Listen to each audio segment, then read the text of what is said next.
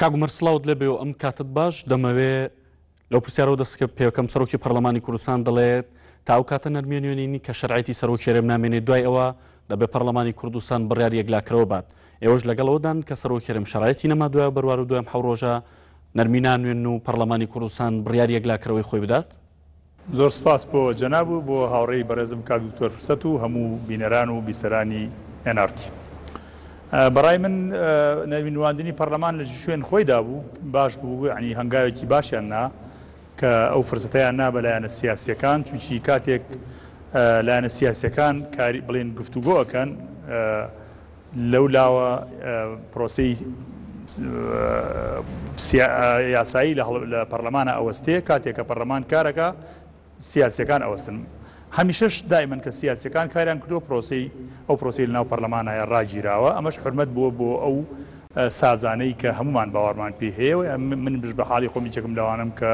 باوەڕم بە پرۆسی سازان هەیە، سازانی لایەنەکان بۆەوەی ئێمە بەرەو دوانە گەڕێنەوە. بەڵام پێم وایە ئەوەی کە بەڕێز سەرۆکی پەرلەمان باسی کردو و جەنابەت لە منت پرسی، مەبەستی ئەوە نییە کە ڕۆژەکە تەواو بێ، یعنی دوای 20 مانگ. مەبەستی ئەوەیە لەم هەفتە بەدواوە پێویستە پەرلەمان پێش 19 مانگ بڕیاری خۆی بدا لە ڕووی یاساییەوە بۆ ئەوەی فەراغێکی دەستوری دروست نەبێ لە عێراق لە هەرێمی کوردستانە. پێویستە لە سەرەتای هەفتەی ئایندەوە پەرلەمان کاری خۆی بکە ئەگەر لایەنە سیاسیەکان نەگەی. پەرلەمان دەتوانێت مە بکات لەم کاتەدا؟ پەرلەمان لە ڕووی یاساییەوە ئەتوانێت، بەڕام لە ڕووی سیاسیەوە ئەوە ئەبینی خۆت گرفت هەیە لە بەردەمیاوە، گرفتەکانیش دیارە. ئەوەیە ئەتوانێم گرفتە تێپەڕێنێت پەرلەمانی کوردستان لەم کاتەدا؟ بەڕای من ئەم پرۆژەی کە یەکێتی نیشتیمانی کوردستان لەم کاتە پێشکەشی کرد، ئەوەیە یعنی تۆزێک شپرزەیی دروست کردووە لە ناو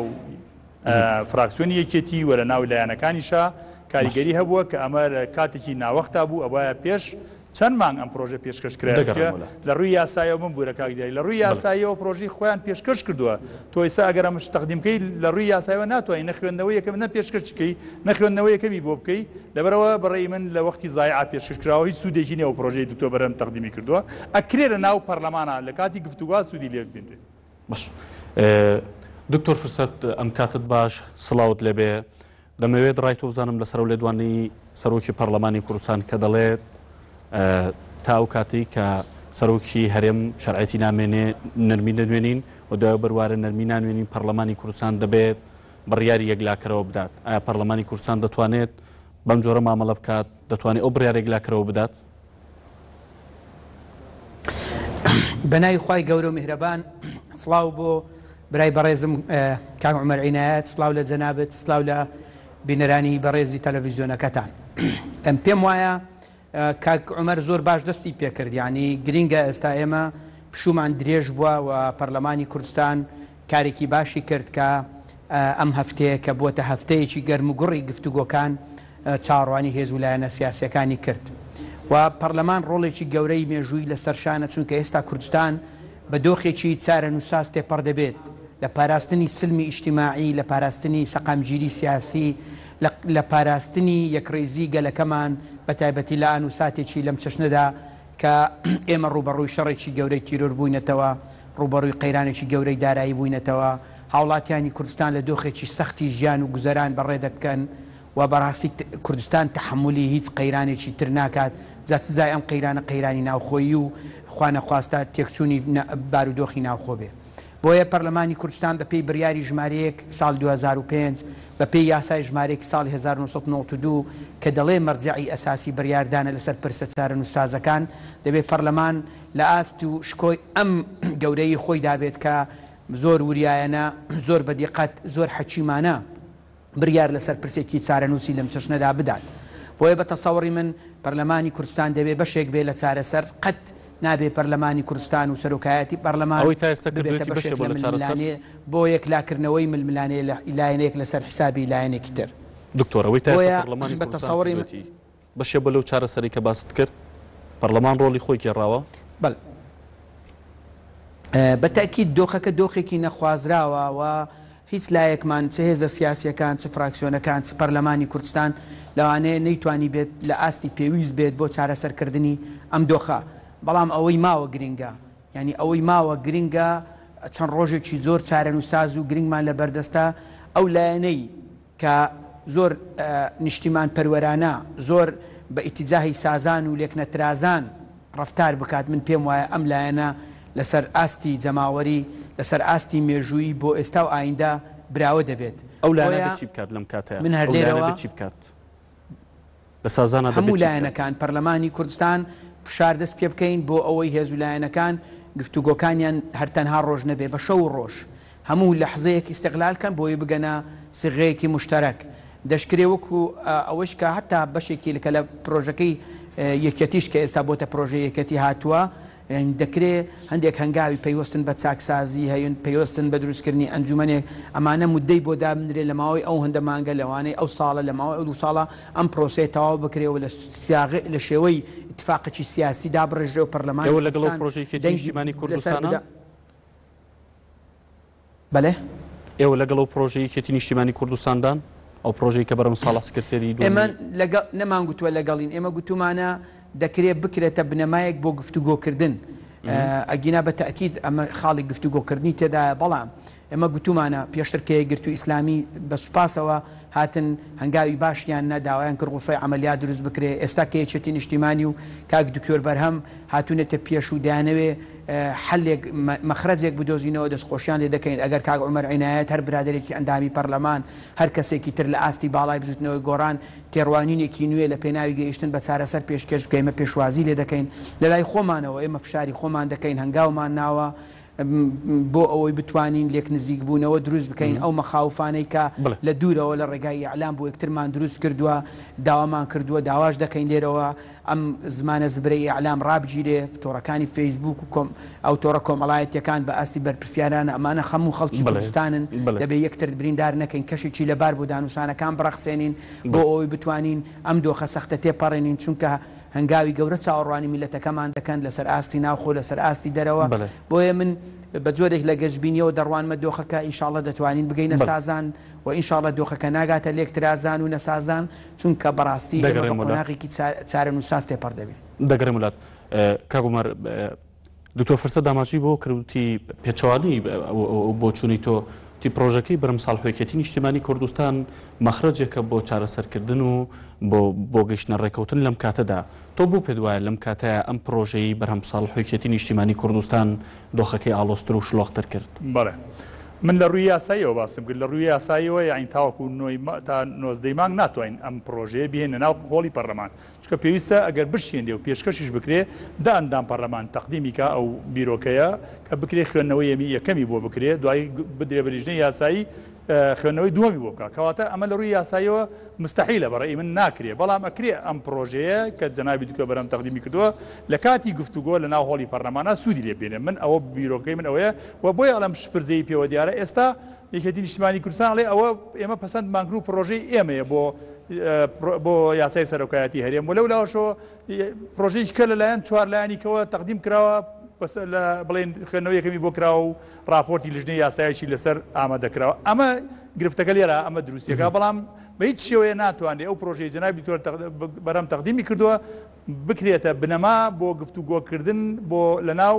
بۆ ئامادەکردنی راپۆرت بەڵام ئەکرێ لە ناو هۆڵی پەرلەمانە سوودی لێ بێنێ من جەنابی دکتۆر فرسەت قسەیەکی کرد پێم خۆش بوو لەسەر قسەکەی بەڕێزی منیش بۆ خۆم یەکێکم لەو ئەندام پەرلەمانەیە کە پێم خۆشە سەقامگیری هەبێ پێم خۆشە یەکریزی هێزەکە کوردیەکان پارێزراو بێ پێم خۆشە کوردستان جاری کە نەگەڕێتەوە بۆ چوارگۆشەی یەکەم لەبەر ئەم سەبەبانە من باوەڕم بە سازان هەیە و باوەڕشم بۆ هەیە کە لایەنەکان بگەنە سازان بەڕێی من ئەکرا یعنی ئێستا کاک دیاری من وای ئەبینم ئەگەر لە ئێمە پرۆژەیەکمان تەقدیم کردووە بۆ لە 23 حوزەیران یعنی ئەگەر برادرانی پارتی دیموکراتی کوردستان یا پەرلەمان هەر هەمووی بەخۆشمەوە ئەگەر لە 23 حوزەیرانی 2014 ئەم کارەمان بکردایە من تەسەوور مەکرد برادرانی پارتیش ناو هۆڵی پەرلەمان بوونایە کەواتە ئەم ئێمە پرۆسەکە لە هەمومان بە هەمومان بەرپرسین کە درەنگ فریای کەوتوین بۆچی لە ئەبێ لە 23 حوزەیرانی 2015 ئێمە پرۆژە تەقدیم بکەین لە کاتێکا دوومانی ماوە کە بۆ یاسای ماوەی سەرۆکایەتی هەرێم ئەی بۆ نەکرا لە 2014 بکرێ ئەی ئێمە کۆمیسیۆنێکی باڵای هەڵبژاردنمان هەبوو کە ئەکرا ئامادە کراوە بۆ ئینتیخابات حەو مانگ داوامیان کردووە لەم حەو مانگان نەیانتوانیەوە هیچ کەنێک هەنگاو بەرەو پێشن کە هەڵبژاردن بەرپرسیارە لەمانە کێ کەم تەرخەم بۆ هەر هەمووی پەرلەمان بەرپرسە سەرۆکی حکوومەت بەرپرسە سەرۆکی هەرێم بەرپرسە بەڕێز سەرۆکی هەرێم خۆی هاتووە داوای ئێمە کردو کۆمیسیۆنی باڵای سەر بەخۆی هەڵبژاردن جارانی دکتۆر فرسەت ئاگادارە کە دروستیکەین دروستمان کردووە بۆچی حەوت مانگ ئەمە نەیانتوانێت کورسیە بکڕن نەیانتوانێت بینایە بگرن نەیانتوانێت مۆزەفێت تەعینکەن بەرەو پێشچن تەنها لە موچەکانی خۆیان بۆ داوای ئەوتان نەکرد پێشتر بڵێن بۆ ئەوەیە تەقسیرەکەی ئێمە من دانی پیانێم پەرلەمان مقەسیرەکە ئەڵبەتە لیژنەی من نییە پەرلەمان مقەسیرە ئەوە لیژنەی کاروباری پەرلەمان ئەوەیە بەداچوونی بۆ مەسەلەیە بکردایە سەرۆکایەتی حکوومەت کە خۆی خودی سەرۆکی کۆمیسیۆنەکە بە ئێمەوتی من 3 مانگ چاوەڕێم کردو بەڕێز سەرۆکی حکوومەت ببینێن نەیبینیم ئەی کە نەیبینی بۆ نهاتی بە سەرۆکی پەرلەمان بڵێ کاکە من ئەمە وەزعیەتمە کەواتە مەسەڵەن بۆچی ئێمە مەخرەجمان نییە لەبەرەوەی نەمانتوانی هەڵبژاردن بکەین کە نەمانتوانی هەڵبژاردن بکەین ئەبێ بگەڕینەوە بۆ یاساکان گەڕینەوە بۆ یاساکان ئەوە وەزعی یاساکانە من ئالێرەوە یەک پێشنیارم هەیە بۆ بەڕێز جەنابی کاک مەسعود بارزانی کە من حرمەتی زۆرم هەیە بۆی ڕێزی زۆری لێ ئەگرم و بە قیمەت و نرخ بۆ ئەو هەموو خزمەتەی کە ئەو کردێتی بە پرۆسەی بە حرەکەی کوردی بە درێژایی تەمەنی خۆی ئەتوانێت ئێستا هەنگاوێک بنێ بەڕێی ئەگەر بکرێت من ئەمە جاری کەش هەنگاوە چی بکاری ئەم هەنگاوە بەڕێی من جەنابی کاک مەسعود ئەکرێ ئەم جارە لەم تا کۆتایی ئەم خولەی پەرلەمان بچێتە دواوە بەڵام گرنتی ئەوەی پێ بدرێت کە لە خولی داهاتووی پەرلەمانە ئەتوانێت لە هەڵبژاردنا ئەو بەشدار بێ ئەو گرنتی بە یاساشتی وا دەکرێت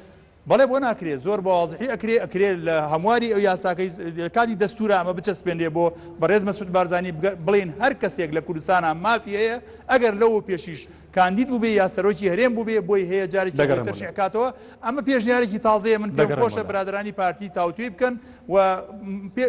بابەتێکە کە هەم شکۆی یاسا بمبورە کاک دیاریگیان هەم شکۆی یاسا پارێزراوە بێ هەم نرخ و قیمت بۆ ئەو نیزال و خەبات و کارانەی کە بەڕێز مەسعود بارزانی کردوێتی پارێزراوە بێ و شکۆی بەڕێزیشان پارێزراوە بێ شکۆی یاساش پارێزراوە بێ پێم وایە لایەنەکانیش ڕازیە بن بەوەی کەوا یاسا سەروەر بووە ئەوە یاسا ئەڵێ بەڕێز کاک مەسعود بارزانی بەو یاسایی کە خۆیان لە 30 حوزەیرانی ساڵی 2013 واژۆیان کردووە کاتێک کە یەکێتی نیشتیمانی کوردستان و پارتی دیموکراسی کوردستان باڵادەست بوون لەناو پەرلەمانە خۆیان تیان پەڕانوە ئەکرێ بمبورە کاک دیاری باقسەکەم تەواوکەم ئەکرێ بەو یاسا بەپێی ئەو یاسای بێ بەڕێز جەنابی کاک مەسعود بەداخەوە بۆی نییە خۆی تەرشیحکاتەوە بەڵام بەم شێوەیە ئەتوانین قەرەبووی بۆ بکەینەوە کە دوای ئەم خولەی پەرلەمان تۆ ئەتوانی جارێککە بیتەوە خۆت تەرشیحکەیتەوە لەناو انتخاباتە خۆت کاندید بکەی وە چانسی دەرچوونیشی پێم وایە لە کەم نییە بەڕاستی ئەگەر ئەکەوێتە سەر پارتی دیموکراتی کوردستان ئایا ئەتوانن کار بکەن بۆ ئەوەی دەربچێ یان دەرنەچێ بەڵام مافی ئەوەی پێ بدرێ کە خۆی تەرشیحکاتەوە لە خولی داهاتوو. دکتۆر فرسەت بۆچوونی تۆ لەسەر ئەم پێشنیازە نوێی کاگومەر کە دەڵێت بە ئەم 2 ساڵە بکشێتەوە دوای 2 ساڵە یاسایەکی دیکەی بۆ دادنین و یاسایەکی نۆ و بە پرۆژەیەکی نۆ کاتە بۆ هەیە خۆی کاندید کاتەوە 2 خولی دیکەش سەر و کێرە بێت. پێشەوە دەمەوێت ئاماژە بە خاڵێک بدەم کە ئەگەر گریمان لایەنە سیاسیەکان ئێشتا گەیشتنە ئیتفاقێک سەبارەت بە مەسەلەی مانەوەی جەنابی سەرۆک و دەسەڵاتەکان و شێوازی هەڵبژاردن و ئەم خاڵانە کە ناکۆشیان لەسەرە چی ڕوودەدات جا ئەمە پرۆژەکەی کاک دکتۆر بەرهەم بنەمایە و یەکێتیە هەر لایەنێک کرا ئەمە حاڵەتێکی زۆر ئاسایە و هیچ مشکلەی لە ڕووی قانونیەوە نییە لەبەرچی لەبەر ئەوەی ئێستا لیژنەی قانون راپۆرتەکەی تەقدیم کردووە و ئەو راپۆرتە خۆی هێشتا بەرنامەی کاردانەنراوە خوێندنەوەی دووەمی بۆ کرابێت دەتوانرێت هەر هەمان ئەو راپۆرتە ئەو جاری بە ئامادەبوونی پارتی و لایەنەکانی تریش کە ئامادە نەبوون پێکاتەکان تورکمان و ئاشووری دابنیشن راپۆرتێکی نوێ بنووسن و ئەو راپۆرتە پێشکەشکەن و ئەو راپۆرتە ببێتە بنەمای گفتوگۆکردن لەو ڕۆژەی کە جەلسەی پەرلەماندا دەندرێ بۆ چارەسەرکردنی ئەم پرسە بۆیە من پێم وایە ئەگەر ئیرادەیەکی سیاسی لەدایک ببێ بۆ چارەسەری کێشەکە لە ڕووی قانونیەوە من پێم وایە چارەسەر دۆزینەوە بۆی زۆر ئاسانە و ئێمە دەتوانین بە کەم کورتترین ڕێگا بتوانین لە ماوەی تەنها 2 ڕۆژ کە کاتمان هەبێ بۆ دانانی بەرنامەی کار بتوانین ئەم پرسە بینە ناوهۆڵی پەرلەمان و لە ناوهۆڵی پەرلەمان گفتوگۆی لەسەر بکەین وە کە ئیتفاقی سیاسیشی لەسەر بوو کەمترین گفتوگۆ هەڵدەگرێەوە دەتوانین مەخرەجێک بدۆزینەوە ئێستا هەموو خەڵکی کوردستان ئەندامانی پەرلەمان هەموو مؤسسات لە وڵاتە حەزەکەن ئێمە مەخرەجێک بدۆزینەوە لەم دۆخە دەربچین چونکە ئێمە بەڕاستی ئەوەی چنیمانەوە ئەوەی دەستمان کەوت لە سایەی سەقامگیری و یەکبوون و تەبایی دەستمان کەوت ئەوەی لە دەستماندا لە قۆناغەکە مێژوویەکان لە سایەی ناتەبایی و دابەشبوون و لێکترازان لە دەستماندا ئەمە خاڵی یەکەم. خاڵی دوام سەبارەت بەوەی کە مەوسەلەکە بەڕاستی پەیوەست نییە بە شخصی جەنابی سەرۆک لەبەر ئەم خاڵی خوارەوە خۆ جەنابی سەرۆک کاتێک کە داوای لە کۆمسیۆنی هەڵبژاردن و ڕاپرسی کرد کە هەڵبژاردن ئەنجام بدات دەیزانی بە پێی یاسا جەنابی سەرۆک خۆی هەڵ نابژێرێتەوە بەڵام ئەو بە پێی پرەنسیپی تەداولی سلمی سوڵتە داوای کردووە کە کۆمسیۆن هەڵبژاردن بکە بغض النظر عنەوەی ئایا توانێت ناتوانێت خۆی قانونەکەی خوێندوتەوە کە دەبێت کەسێک تر ئەگەر پارتیش پاڵێوراوی هەبێ بێ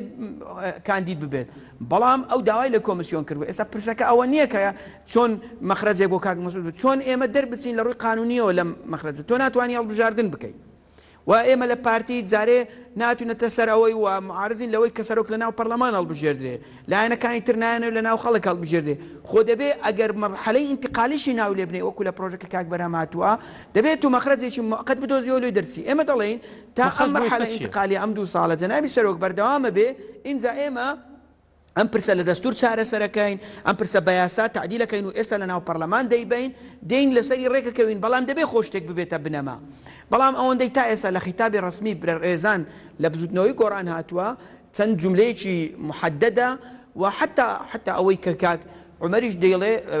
مەسەلەیەکە و گوێی لە جیهیدە و دەکرێ مناقەشە بکرێ بەڵام ئەوەندەی ئێمە پرۆژەی پارتی تێڕوانینی پارتی ئێمە پێمان وایە ئەم 2 ساڵە مەرحەلەیەکی ئینتقالیە کە ناتوانین هەڵبژاردن کەین تا لەسەر حەلی قانونی ڕێک دەکەوین بە ئەو 2 ساڵە جەنابی سەرۆک بەردەوام بێ 2 ساڵی تر کە قانون ڕێگە بە جەنابی سەرۆک ڕێگەی پێ نەدا خۆ ئێمە قانون بۆ کاک مەسعود نانووسین قانون بۆ نیشتیمان و وڵاتێک دەنووسین بۆیە بە تێڕوانینی ئێمە مەسەلەکە یعنی بەم شێوەیە کە بۆ جەنابت باسی دەکەم باش کەواتە ئێوە تەواو هاوڕان لەگەڵ پرۆژەکەی بەرەم ساڵح سکرتێری جێگری دۆمی سکرتێری گشتێکی نەخێر ئەم قەت وامان نەگوتووە بۆ ئەوەی قسەکەوەکو خۆی بگا من ئیستدلالم پێکرد لە چەند موقعێک کە وەکو کەلیمە ئەمە ئەگەر ئێستا پرۆژەکەی کاک بەرهەم بدەیتە من ملاحەزاتم لەسەری هەیە پارتیش تەئکید ملاحەزات لەسەری هەیە و یەکێتی خۆش لەوانێ ملاحەزەی لەسەریە